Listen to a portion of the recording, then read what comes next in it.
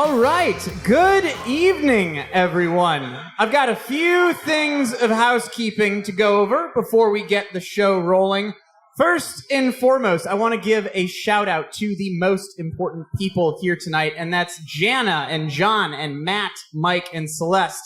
They are your servers and bartenders tonight. They have been taking care of you this evening so far. Give it up for them so far. Those are the most important names you need to know. The rest of us are just going to be up here talking on stage for the next 45 minutes. So, a couple things to go over. First and foremost, if you're tweeting or using LinkedIn or on social media in any way, the official hashtag of the overall Rockwell Automation Fair is #RockLive. That's rock, just R-O-K, live. So make sure you're using that if you're sharing anything to social, whether that's on LinkedIn, Twitter, Instagram, wherever your favorite platform might be. Now, one thing, I've got one call to action for you this evening, and that's one of the reasons we started Manufacturing Happy Hour was to really bring out the social aspect of the manufacturing industry. I'm a big believer in the connections you make in your industry, bringing you through your career. And one thing I'd ask, because this is a trade show, you know, if you're here looking to start your next project, if you're here selling to someone. A lot of us have, let's say, maybe a short-term goal for being at these conferences. What I'd encourage you to do here at this event tonight is make one long-term connection. Make a new friend, someone that maybe, I don't know, from your past you happen to work in the automotive industry together in Detroit at the same time. Or maybe someone that just also really, really likes the Nelson Sauvon Pale Ale they have on tap, which is a great beer. You should try that out. If you bond over that, whatever it is, I encourage you to make one connection before leaving this event. And actually, I kind of lied. I do have a second call to action, and that's if you're learning about Manufacturing Happy Hour for the first time, some of you might know it's been a video series we've been doing for roughly 3 years to talk about and really distill some of the technical topics that we encounter in the automation industry. Recently, it has turned into a podcast where we're really trying to take on some of the bigger topics impacting manufacturers and the folks in our industry. Just to give you a couple examples of what that looks like. We recently sat down with one of the CEOs at a customer of mine in Northern California that, quite frankly, runs one of the most innovative equipment manufacturers I've ever met. We talked to them about how to create a winning company culture in manufacturing. We've also talked to the Dean of Marquette's College of Engineering discussing what does the future of engineering look like? How do you train the next generation of men and women to lead the manufacturing workforce? And finally, in our most recent episode, we have an individual in our crowd tonight. His name is Michael Kromicki. Michael, raise your hand really quickly. Not only does he arguably have the best hair in the manufacturing industry, you can listen to the episode and pick up on that inside joke, but he's also starting one of the most innovative companies I've seen in the manufacturing space that's really driving collaboration, long-term collaboration between OEMs and end users to be more productive and profitable with the way they're taking advantage of the latest Internet of Things technologies. So, at the end of the day, the overall mission of Manufacturing Happy Hour is to distill and simplify some of these large topics, challenges, opportunities that we're all facing, and talk to the best people in our industry to give you the tips and tactics that you need to apply these to your work and your career. Which brings us to our panel tonight. So, I'd like to welcome you to tonight's show, the first ever Manufacturing Happy Hour live podcast.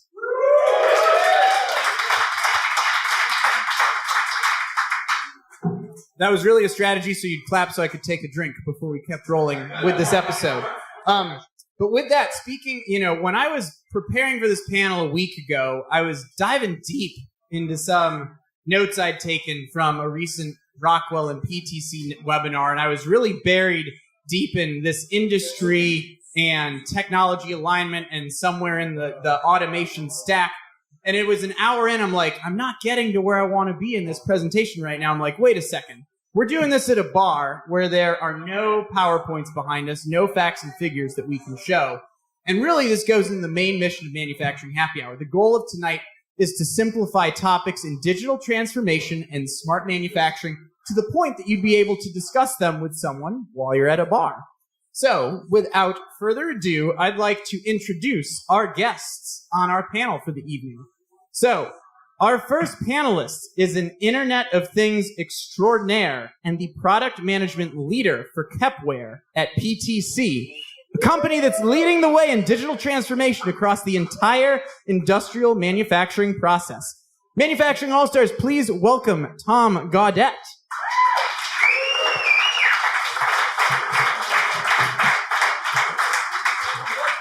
Now, our second panelist is a marketing maven and the director of customer insights at Rockwell Automation, the largest company in the world dedicated to industrial automation and bringing the connected enterprise to life. Ladies and gentlemen, Beth Parkinson.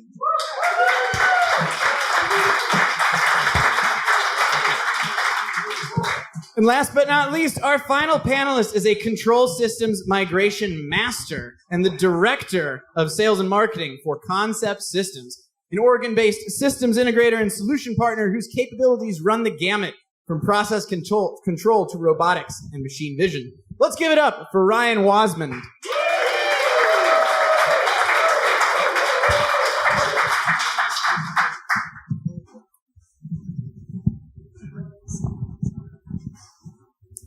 Welcome, everyone. Thanks for having us. Yeah, Thank you. I was just going to cycle through maybe 5 more introductions. I figure that could take us through the course of the panel for the evening. But I'm excited to have you up here. You all bring something unique to the industry. And another catch I should add to tonight's little performance is that in our industry, you probably know this, but we tend to use a lot of buzzwords, whether that's digital transformation, industry 4.0, optimization, throughput, whatever the word may be.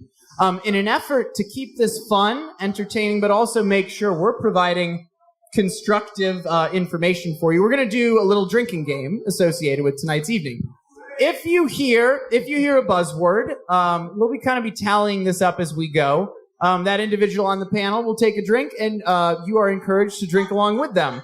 At the end of every round of questions, if we feel it's been insightful, and I feel confident that for every round we'll have that, I'd like to raise a glass to the folks on stage, and we'll do a cheers, which also involves a drink. It is your prerogative to participate, but if you'd like to have some fun with us, you can think of this as the digital transformation drinking game. So, with that, let's dive into the panel. So, the first question I have is actually, before we do that, I threw out probably 3 different buzzwords, at least, in my introduction. So I'm going to... I think you have to drink. Yeah, I was going to say, I'm going to abide by that. I was curious about that. Is the goal here to get the audience intoxicated, or I don't want to end up in a, How I Met Your Mother, but sort of situation. Right. I like that. This is the goal. A line I'm going to steal from Steve Jobs is this is infotainment. So mix of entertainment and good information. So... And Tom, I'm glad you asked that question because I think we're going to lead off with you. So I threw out the term digital transformation, the digital transformation drinking game. How would you describe digital transformation to someone if you're sitting next to them at a bar like the one we're at today? Yeah, it's a really hard question. And I find that it's hard not because of the fact that I don't know what it is, but most people think that it's one thing. And I could talk to an entirely different person moments later and they think it's entirely different, right? Mm-hmm. And so digital transformation, the way that I see it, is that it really depends on your situation. One of the places that we see it at the Kepware business within PTC is the very baseline of what digital transformation is for most companies. A lot have been doing machine-to-machine communication for a long time. They've got a SCADA system or an MES system. I'm so winning this game. I'm keeping track. Yeah, no, I'm going to need another drink soon. But we even have companies that have been doing simple CNC machining for a very long time and are utilizing paper records to keep track of their systems. And simply by gathering and monitoring the data in a SQL database or even an Excel program, they've saved themselves hundreds of thousands of dollars based off of just that. And so digital transformation can be as simple as collecting the data and keeping an eye on it with humans, but it also can go as far as going the full gambit with IoT and doing digital twins and doing analytics on that data that's coming out of the plant. So it runs the gambit. I love that answer. I think the paper example is a great way to put it. Just taking the things that you track manually, whether that's Excel, whether it's on a sheet of paper, moving over from that and digitizing it. Beth, I'm going to hand it off to you next because you recently participated in the digital transformation industry study. I'd love to hear what you learned from that. Well, two things. First of all, my general view of digital transformation is how are you using emerging technologies, connected technologies, smart technologies to really reinvent your business. And it could be at the basic level of how do you save money related to operational efficiency type activities, or how are you really growing your business? How are you making money? Or how are you helping your customers make money or save money? So that's the basics. To your point about the study that we just did, we just launched a digital transformation industry study where we looked at what executives think about where they are in their journey across 7 industries. And I think what's interesting is most people are doing something. I think everyone can take an action, whether it be at the very basic level of, moving from paper to automating those processes. Other companies are truly redefining their business as a whole. So to the point of you can start small and grow it over time, or you can start with, if we don't innovate today, we won't be around in the future. Love that. So it can be starting small, or it can be something that is a true transformation, as you're saying. Ryan, we're going to wrap up with you on this question because I mentioned in your intro that you are a migrations master. Concept Systems does a lot of migrations very well. Can you give us an example of what you're seeing when it comes to migration projects that go like beyond obsolescence and incorporate digital transformation? Yeah. So let's see. We take a lot of systems that, like you said, paper. We take all these systems that are very, I'd say, manual processes and turn them into these digital transformation processes. So the biggest piece of that, I would say, comes from the best part about it. Can we take a drink? And yeah, we can take a drink first. Yeah, we'll let you think about it. I like that. I'm going to redo on that. I guess just in general, for me, digital transformation is, I like to tell stories. So I started off at a blueprint folding. My first job ever was blueprint folding. I actually watch people in a room like this drafting. So to me, digital transformation is watching that data then became CAD, right? We moved to AutoCAD.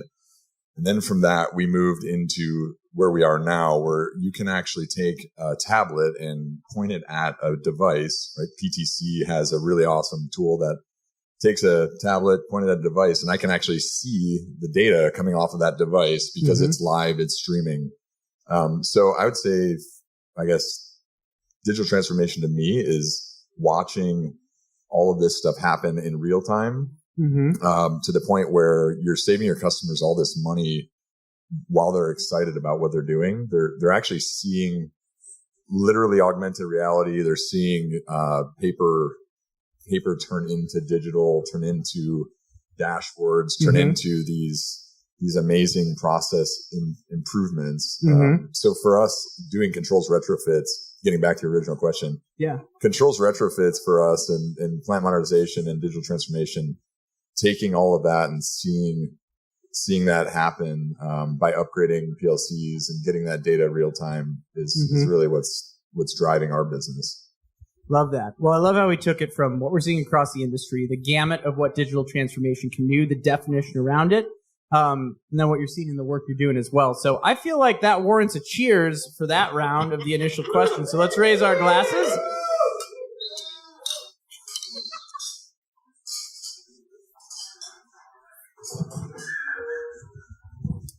I do have another question that Tom is going to start us off on, but did you catch up on your drinks from that first intro? Or are we spun up at this point? I think I counted at least 4 IoTs and 3 digital transformations. Who's going to pay for this? That's what I want to know. It's a good question. That's a good question. Since this is an unofficial event, I am not. So I love that my coworkers are asking me if I need more whiskey. It's really great.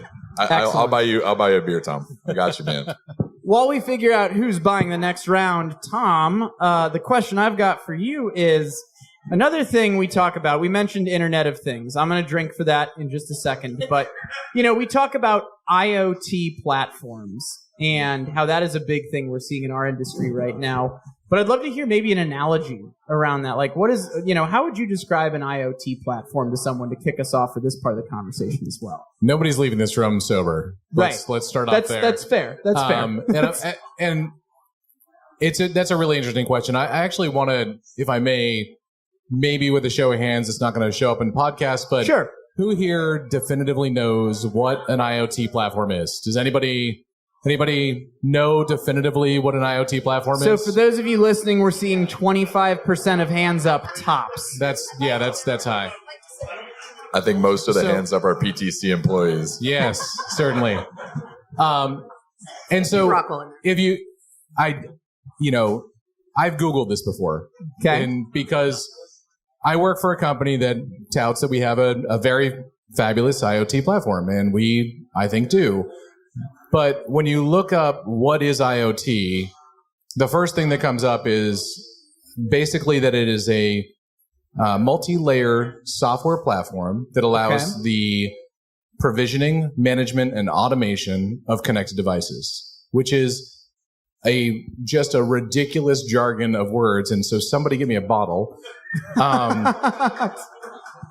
The Talisker is really nice, and if anybody, this Talisker Storm's delicious. But so that's great. Like, that's a great definition. But when it comes down to it, that's IoT, right? And so what we're really into here is industrial, right? Yeah. That's what the majority of us are here to talk about at Rock Fair, is that it's all about the industrial side.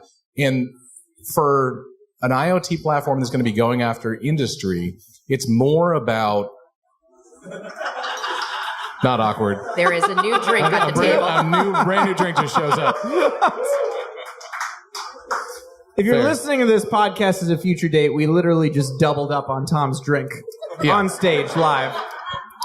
So if we're focused on industry here, and what's important about that is that there are so many existing IoT-esque systems in the plants that what an IoT platform in industrial automation needs to be doing is coordinating and managing between pre-existing systems, so that not only can you manage your devices that are on the plant floor, but can you pull off information off of your MES system? Can you grab information out of your historian? Can you make sure that what's coming in from logistics is going to hit at the right time, so that you're going to be producing the right product, so that you have that running out the door and running into basically the best Six Sigma situation, which is we've done before in industry, but it's really tough to do it without a extensible platform to communicate to all of the different systems that exist. Right. So for me, what it really comes down to is that it's not just those core tenets that you read when you first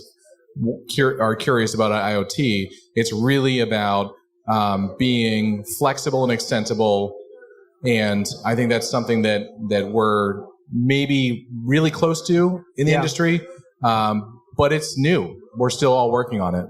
Well, I loved one of the words that stuck out in there was coordinating between systems. I mean, when I think of an IoT platform, one of the analogies that I'd heard was, think of like your iPhone as an example. That's like your personal IoT platform. When you're pulling in, let's say, something from your photo app into Concur, like a receipt, you're trying to do an expense report on your phone. You're integrating between the different areas within your phone to help run your life. And correct me if I'm wrong, but is this a fair analogy for an IoT platform in a manufacturing plant? Is kind of the same thing, where you're pulling from different systems, like a warranty database, like a let's say from the machine OEE data, the MES. Am I on the right track there? So I'd say that you're absolutely right in the idea set. Okay. The difference being that your iPhone or your Android provides a unified set of ways that applications interact with each other. Okay. Which is completely different than the way that actual manufacturing exists, in that none of the applications we're trying to mesh together to create huge amounts of value for the enterprise by being able to monitor between them were ever designed to talk to each other. And so what that platform that you're seeking out needs to be able to do is communicate to any application, connect to any data source, and manage between the two, and have the ability to do that flexibly, so that if you have a plant in Shanghai and you have a plant in Alabama which have very different systems, at the end of the day, you want your corporate management to be able to see the same exact things. And that's a very different thing than a consumer electronic platform. So it's that unified interface where you get on that one phone right in front of you, but the challenges of, say, a manufacturer on a global scale make that all the more difficult. Exactly. Okay. Do you have an example of like a story behind what that looks like? I know you're just talking about China and over here, but I'm curious. Beth, do you have one you'd like to go into? Well, more I was going to pivot on what you were talking about is with IoT and the promise of IoT, there's almost an unlimited amount of possibility. And I think that's where some companies have gotten caught into, just struggling with getting the value from it. And I think that's where right now, where the market is looking at where's your biggest pain point? Where's the biggest problem that you have? And looking at how you can utilize IoT technology to go after that. And I do think the technology is opening up opportunities to break down silos, not only at a technical level, but at a cultural level. So we've talked about how do you use IoT to connect your PLM, your MES, your ERP systems in certain processes. In order to do that, you've got to figure out where to get started and where it's going to bring the most value to your company. And I think that's really critical, bringing the people who understand the processes, people who understand the technology and understand how to innovate together. And that's where people are going to get the return on investment. Because if it's just about playing with the technology, it's going to get stuck and never drive any value to the company. Sorry. No, I love going to the point of pivoting to just getting started, because that's kind of getting into our next question. Ryan, I'd like to make sure we chat with you about this topic as well. When it comes to either getting started with smart manufacturing or digital transformation, what are you seeing out there? So you nailed it. We run into a lot of customers that they see all of the ads, they see all of cool the things, technology, all the stuff, and they're like, we want to do it all. And then I think the biggest thing is helping someone along that journey, trying to have them understand that it could start, it has to start with the base platform. It has to start with maybe a unified device or a unified set of standards, a unified set of protocols before you can just get OEE data off of every machine. You have to actually have a plant network that connects all the machines, or you have to have a Wi-Fi protocol that has security. So we see a lot of educating the end user on what a true IoT journey looks like. Okay.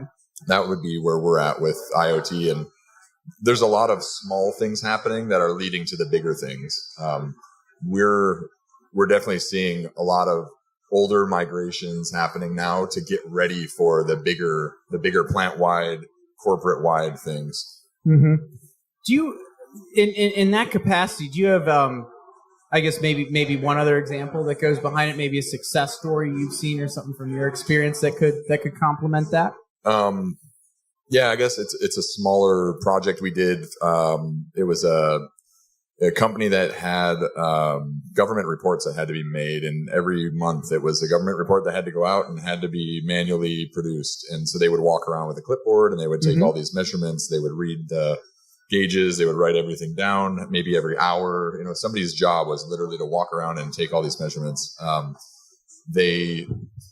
They ended up, at the end of the day, they added some PLCs, they added some sensor technology, they added the ability at a higher level to create that report almost automatically. So they at the end of the day were able to press a button, and all of the data would generate, timestamp data would generate from every device into that report, and that report would go out to an approval process, and then that approval process would then generate the report that would go out to the government entity. So I'm hearing some good examples from this. I guess to kind of bring it around, what are you guys seeing is stopping people from getting started with an IoT transformation? I think we'll We'll go down the line again. Beth or Tom, do you want to start that one off? Are you going to drive me into this? So I think that the number one thing that stops companies from going from the idea state where they know that they can see huge value through this transformation to where they end up, which is 90% of companies stop after a POC. 90%. That's an amazing number, right? So 90% of your customers, of your coworkers, of your whatever it happens to be that you happen to be in this room, 90% of those people end up not going anywhere with their plans, which is insane, right? So you work at a company and the goal is to make more money, and you know that there are stories out there that show you can make significantly more or save, which is the same thing as making more money, but 90% of you are going to fail. Yeah, and that's a big every number. single time, and as long as I've been doing talks on this, every single time the result is people. Yes. It is 100% of the time that there are failures in IoT. I'm going to pull off on 100%. 99.9% of the time. Okay, that's fair. I don't want to drink too much tonight. It is. We heard a little too late there from the crowd. So it's people. And so what it comes down to is that there are people that are stuck in their ways and don't want to move on to something new because they've been doing it a certain way for a long time and are worried about the change and the effect that that'll happen or that'll have on their plants. But it really comes down to a lot of what we're seeing with the merging of IT and OT, where the IT business, because they have security in mind all the time, they're tending to win within these IoT, IT-OT convergence stories. And so they're bringing a lot of what we would all consider pretty heavyweight organizational changes. I mean, when was the last time you tried to get your laptop changed at your job? It took you probably 6 weeks, right? Unless it actually crashed. And so it really comes down to the people and getting the people to talk together and understanding the value, because you have to know what the guy on the plant floor who's trying to produce the next widget is going to be worried about, right? And the guy in the IT office is not thinking about the fact that all he cares about is making one more thing before the end of his shift, because that's a percentage change, and percentage changes in industry are huge savings or value. And so that's where the breakdown is there are competing views between these two groups. And until you can sit down in the same room and have a good conversation about what your priorities are, because IT is responsible to make sure we don't get hacked, right? Which is going to happen. And then OT is concerned making money for the business. Those views are competing. And it comes down to, honestly, it comes down to sitting around a table and having a conversation and understanding what the problems are and how we can solve it as people and working together. Well, you bring up a couple good points. First of all, I'm not going to have you drink for every time you said IT and OT, because that would be a lot. And we've already refilled your drink. But you're getting towards one of my next questions. Before we dive into that, I'm curious. Beth, Ryan, any thoughts on this topic? I do. I'm a little more optimistic about how people are progressing, I would say. One, in this recent study I mentioned, I would say 38% of the folks who responded, granted these were executives, thought that they were still in the planning stage, right? So, but we're seeing about a third who are saying they're already into implementation of some form of project. And another third that said they're more into continuous improvement of at least initial projects. Okay, so interesting there. I will say we asked about what their biggest challenges are across those different phases. There were 3 topics at a global level that came up in all 3. One was IT security, cybersecurity concerns. You mentioned that, right? 2, the ability to execute. So your comment about the people, it's not about the technology. Yeah. The third part, though, and it is in certain industries more than others, but the challenges of integrating legacy environments. So most companies in, say, North America are not deploying many greenfields today. So they're they're not going to rip and replace existing architectures. Right. So how are you applying the value of IoT in that existing environment. And that does require both the technical know-how of the new technologies as well as the people who understand how it's working today, and both of them coming to the table, being willing to collaborate together for the innovation. So I think there's some movement, but I think you're spot on the people element becomes the biggest issue. And it's people both on the strategy side, but also in getting the operators involved in the processes. So there's not somebody just saying, this is how your new chain process is. They're actually involved in the process. I was going to say, both of your answers so far are very much focused on the people element. Ryan, as we wrap this one up, what are your thoughts on the topic? I guess I'll third it, not second it. Makes sense. I think we're going to triple down here. Yeah. I think that a lot of the times companies are making good money, right? They're already doing really well. So it's really easy to say no to a process change. And so finding a champion inside of a company that's really willing to take that step and be a change agent and go there and do that, I think that's the biggest key. Okay. And if you don't have that, you're not going to progress. It's really, I'll go back to it's really easy to say no. And so, I definitely agree with you guys. So finding someone that's willing to drive the change, be uncomfortable with change, drive the project, and also getting groups like IT and OT to interact that have not interacted before. Are you going to drink now? We are going to drink. Yeah. Actually, you know what? That was a good round. Let's raise our glasses, everyone. Cheers to that. We're rolling towards the end here. I've got a couple more questions, and you kind of started getting into one of the ones I was going to ask next, which is I'm a guy that likes to simplify things to a fault more often than not. And Tom, it might have been when you and I were talking that I was saying that when we talk about digital transformation, when we talk about smart manufacturing, a lot of times it's just new technology addressing the same challenges we've seen in manufacturing for years. That's getting more throughput, reducing scrap, improving sustainability, things along those lines. But, are these just new technologies that are addressing the same issues we've seen for years, or are there new challenges in place? And Beth, I'm going to let you start because you already started before I directed it to someone. So I think we've had the opportunity to interview people in the market in terms of what they're doing around digital transformation. And I'm remembering back to a executive in a CPG company out of Europe who talked about how they started seeing changes in their market demand and what they think their customers need. And I loved this because they were talking about having to listen to sales and marketing needs, and that affected what they had to do in manufacturing.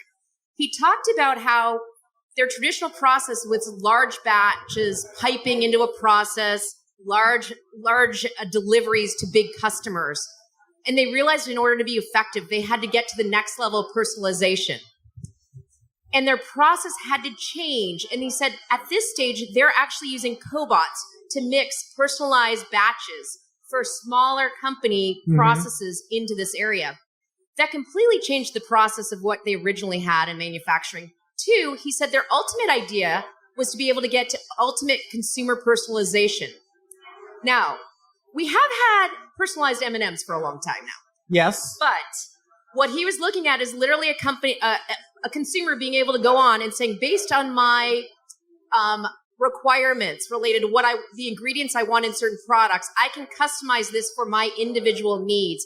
And they want to be able to activate that, have it processed, shipped to get to ultimate personalization. To me, that's not about just fixing existing products. That's totally reinventing how they do their business. I love that. So personalization is the big word I took away from that, being a new challenge in manufacturing that we're seeing that we didn't used to see in the past. Ryan, I'm going to pass this one off to you next. So let's go through the question. Yeah, so the question being the challenges Do you have to we're drink seeing. for that one? I'll just drink. I didn't come up with a penalty for forgetting the question, but you can drink while I re-explain it. So, I was so enamored by Beth's comments Beth had a really good answer. In fact, let's raise our glasses to Beth's answer really quickly while we wait. So the question for Ryan and then for Tom is, how are we seeing new challenges in manufacturing that we haven't seen before, aside from improving speeds and feeds, sustainability, etc.? I would say the new challenge that I see is things are progressing faster, right? We have the internet, we have social media, and we have this like instant connectivity. So there's no one's really willing to wait. Yeah. So the challenge is they want the data, they want it accurate, they want it right. But then the challenge is that they're not ready to jump right in. They don't have the equipment ready to jump right in. Sure. So there's a big challenge I see in that just instantaneous, we want it now. Mm-hmm. But hold on.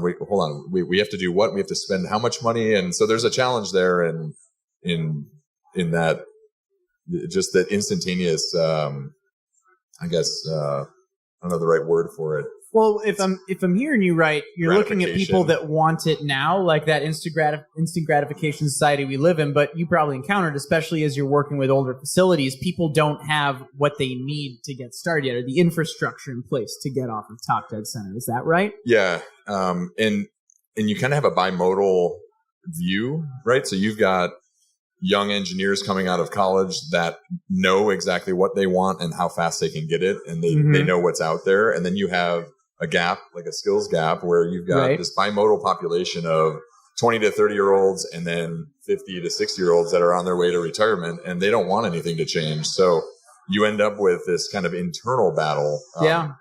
I sat on the manufacturing side for a long time, and that was always an issue. So you see what's out there, and that battle is not wanting to. You got one side that doesn't want to do it immediately. They don't want to change the process. Everything works great, and then you've got the other side. I'd say that. So it goes back to a people challenge. Yeah, a difference between generations. Yeah. Tom, you were the first person to challenge me on this when we first talked about this, and you kind of mentioned it earlier with the OT-IT dynamic. What are you seeing as a new challenge that we haven't seen before? So I actually hadn't really thought about the I want it now part of industry, and that's absolutely true. And it's just something that I haven't run into because my particular technology is focused really down low on the overall stack. So I manage the Kepware business, which is focused on communication to devices. And so we don't really see that level. We just provide the data. But when it comes to the overall story, I think both of you are kind of spot on with this. But also, some of the challenges are the same in that, even when we do hyper personalization, right, which is absolutely something that, I want my M&Ms. There's no doubt about that. Right, I like M&Ms too. I'm glad that was the example we used. Thank you, Beth. It was an early adopter situation. They're seriously delicious. But we also still see significant savings by leveraging additional data at a relatively low level for the traditional challenges of scrap, throughput, Six Sigma issues that IoT can solve because, kind of to the same point, data is now as opposed to data will be later. Right? So when you're taking logs on the plant floor and you're sending them into your TPS reports for all of those Office Space fans. I love that reference. Yeah, we're raising a glass to Office Space. Cheers. Cheers, sir. So I'm going to throw myself under the bus on this one. I spent a little bit of time working in plants in the military, and I came up with the plant status report. Okay. Which, it was started as a joke and then it became a thing. But really what it comes down to is because we can get data now by adding sensors to machines or just connecting to machines that are brownfield and have some legacy connectivity in them, we can get so many more insights into what is going on in our individual factories. There's an extremely large amount of value that is literally living on our plant floors today that can be captured relatively easily. And it boggles my mind when we don't have the capability to connect you to a device that can tell you how to make you more money. Mm-hmm. And so I think it's a combination, right? It's the people. It is certainly the ability to change your process quickly. Or envision the future opportunities, right? Oh, absolutely. I mean, there's a electric car manufacturer in the North America that leverages some really cool controllers of a very awesome company that changes their process on a minute-by-minute basis. Yeah. Leveraging another cool company's technology that everyone wants to drive. Yeah. And they're doing hyper-personalization in certain cases. What the very next car to come down the line likely does not look like the car before it. And that requires data immediately. And that's something that IoT can provide and is value that is there for not only the producer of the product, but for the consumer, because they get what they want at the end of the day.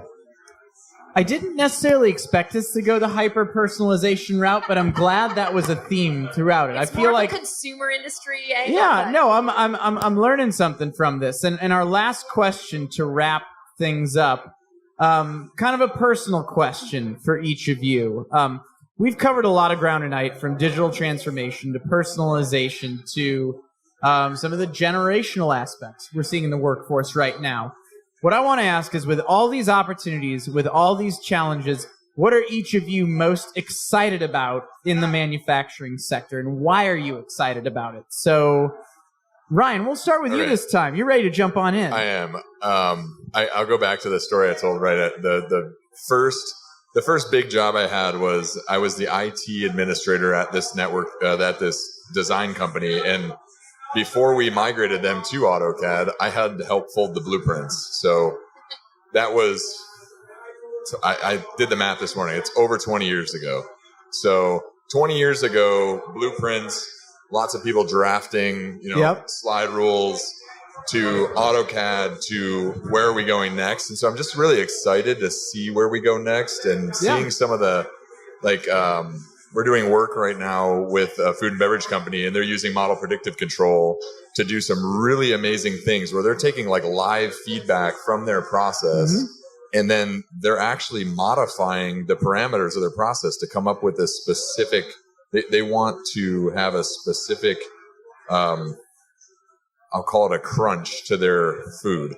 So they figured out that a crunch is a temperature and in a certain pH level and all these things that go into the process. So it's just exciting to think that you could engineer a certain crunch on the fly by gathering all this data. So I'm really excited to see what happens next based on the last 20 years to now to next 20 years. I love that example around model predictive control, where you're defining crunch as the desired set point, and that changes what various temperatures and time do at that point. That's an excellent example. Let's just go down the line. Beth, what are you most excited about? Manufacturing's freaking cool. We're going to need a bit more than that, otherwise you're going to have to finish that beer. So to the point on it is on the dating myself. I have worked in CAD, I've worked in ERP, I've worked at internet startups, and I've worked at Rockwell. To be able to see how these technologies are coming together to deliver this amazing opportunity for the future is just awesome. When folks go on the show floor tomorrow, I want you to go to the innovation booth. What we're able to show there's literally the chairs that gamers use to be immersed into their virtual reality. You can literally sit in one and look at a plant floor environment with Emulate 3D tomorrow. Yep. You can go and see a robot, a collaborative robot, working alongside of the digital twin. I mean, there is so much, even though it is about the business, how we're solving business problems, saving money, making money, there is so much cool technology that's coming to market and manufacturing right now. And that's how we're going to get kids into All right, manufacturing. bringing the next generation in. I love the generational theme. Tom, take us home. I'm going to steal off on that generational theme a little bit. I'm going to roll off you. So throw myself under the bus as far as age. I was that guy in the military taking paper logs on a day-to-day basis, hourly. And now I work in a tech industry that is literally the top of the line doing amazing things. So I worked in power plants in the military, and now I make sure that technology in plants is the most modern thing possible. And 3 years ago, when people said, why AR? What is AR going to do for the manufacturing plant? And we're seeing it more and more as a very capable learning tool. But even before that, the ability to not have to go to a thermostat that is this big and figure out whether or not that says 85 or 88 degrees, but have the real live data accessible through an augmented reality situation is literally mind-blowing. It's going to bring the young kids into manufacturing. They're going to be excited about it. And I think that we're all poised to be in a place where technology brings us to the next level within, our entire lives. I think it's a great time, and I'm excited to see what comes next. So if I'm hearing it right, it's AR, it's new technology, and it's bringing the next generation into the workforce. So I love that. That's all I had tonight. I'd like to give let's give a hand for our panel tonight. Ryan, Beth, Tom, thank you so much for sharing your insights tonight. Let's raise a glass to them. Stay innovative, stay thirsty, and thanks for being part of the first ever live Manufacturing Happy Hour podcast. Cheers to all of you.